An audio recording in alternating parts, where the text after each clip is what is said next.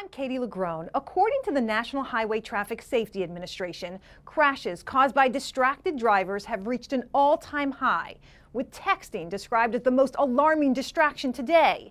4 years ago, Florida lawmakers took steps to make our roads safer by passing what they call Florida's ban on texting while driving. In our latest impact check, I'm examining if this law is having its intended effect. Just 50 miles north of Tampa, in the small town of Brooksville. And then there's a crashing metal sound, a split second, and it goes black. Jordan and Brooke Shear, I remember hearing a noise, recently took the stand. He drove right into the back of the Mazda CX-5. In a criminal trial that got little attention, but is destined to have extraordinary impact. I turned around, and I looked at Logan. After 3.5 days of emotional testimony, my kid was blue, with blood running down his nose. And just 2 hours of deliberation, The defendant is guilty of reckless driving causing serious bodily injury. the couple's years-long fight for closure ended when a jury found 39-year-old Gregory Andriotis guilty of recklessly causing this 2016 deadly crash on I-75 in Hernando County.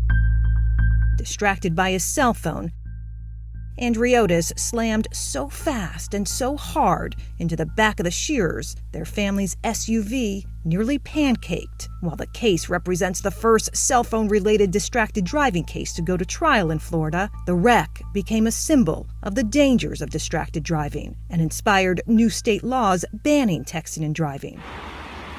But not before robbing the Shears' 9-year-old son Logan of a life he was just beginning to live. I always knew Logan was going to do something big for this world. Because I'm happy. But the hard part is knowing that it's got to be from the other side. 3 years after Logan's death, texting and driving in Florida became a primary offense. Now, 4 years later, is it having much of an impact? This is what we call a clunky law. Polk County Sheriff Grady Judd is known for his honest on-camera quips about crazy Florida crime. If that just doesn't rip the button off of your shirt. Florida's texting and driving law gets him just as fired up. I think it's not worth mammary glands on a boar hog. It's useless. Useless. It's useless. That's because he says Florida's ban on texting while driving might as well be called the law of exceptions. The current statute makes all sorts of them. Drivers who are stopped can text. Navigation apps are also okay. And if you're suspected of texting and driving, the law even gives you a pass from handing your phone over to police to prove it. They created this law in this manner so that Florida law enforcement officers would not write many violations. And so how is that not a failure? Well, I don't call it a failure. You can. Between 2019 and 2021, state data shows distracted driving caused at least 110,000 crashes in Florida, nearly 1,000 of them fatal. But according to statewide totals, starting in July 2019 when the state's new texting and driving law took effect, and through 2021, Florida law enforcement agencies issued a total of just over 8,500 citations for texting and driving. In a state with some 15 million licensed drivers at the time, that's equivalent to just about 9 tickets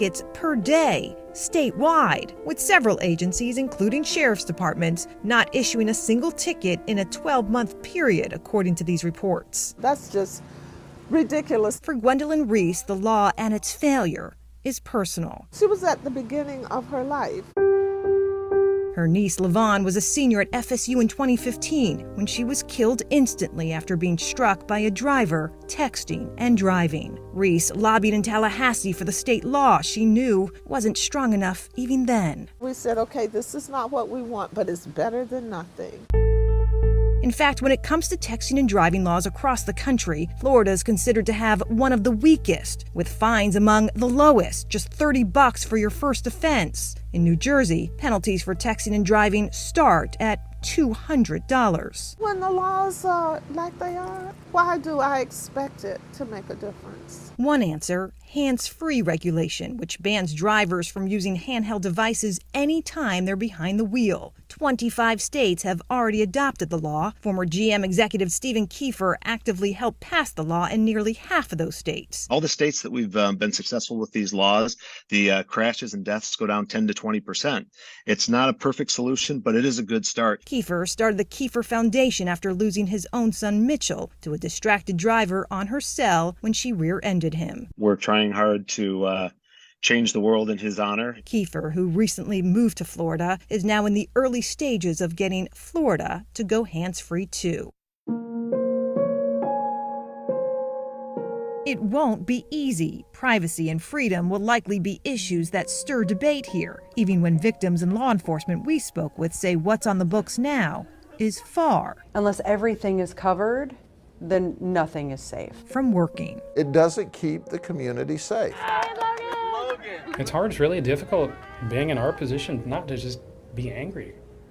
There's so much that they could do if they dared to do it. Advocates tell us they will be meeting with lawmakers this summer in hopes of getting a bill ready for next legislative session. I'm Katie LaGrone reporting.